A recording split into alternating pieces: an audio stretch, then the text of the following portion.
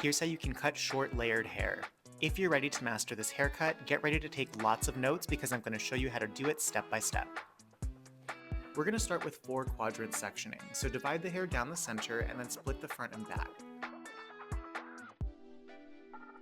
Take a diagonal back subsection that you're going to create your guide with. Right now the goal is to cut the hair to about 3 inches long while still leaving a little bit of volume to the top. So I'm holding the hair straight out at 90 degrees and I'm just layering the hair from the top to bottom.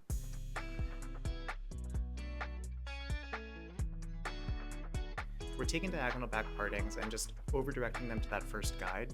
So this means that the hair will get longer as it works towards the center back.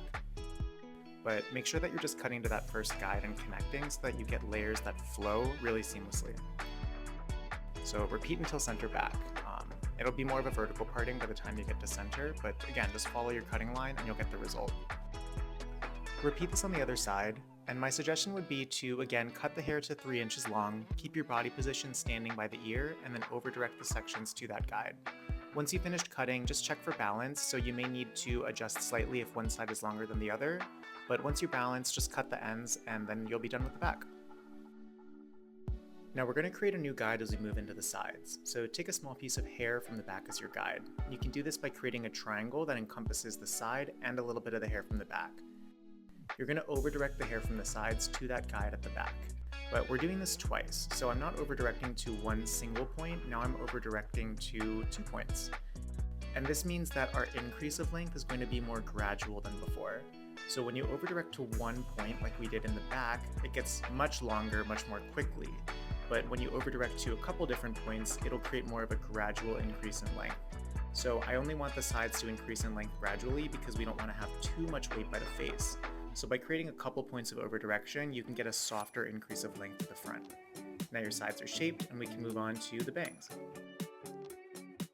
We don't want to disconnect the bang too much, so I'm just taking a triangle section and condensing it to the center, then cutting at high elevation to create slightly shorter layers by the face. I'm then using the longer parts of the bang as a guide to add some more layers to the top. And that's it for the wet cut portion of this shape. So I dried the hair with a wrap drying technique, and you can see it still feels thick, so we're taking weight away from the ends. We don't really want to overly texturize, so just by softening the lines in the ends, we can create this really nice flowy shape. But really it's a visual exercise, so anywhere that there's weight is where you're going to want to point cut.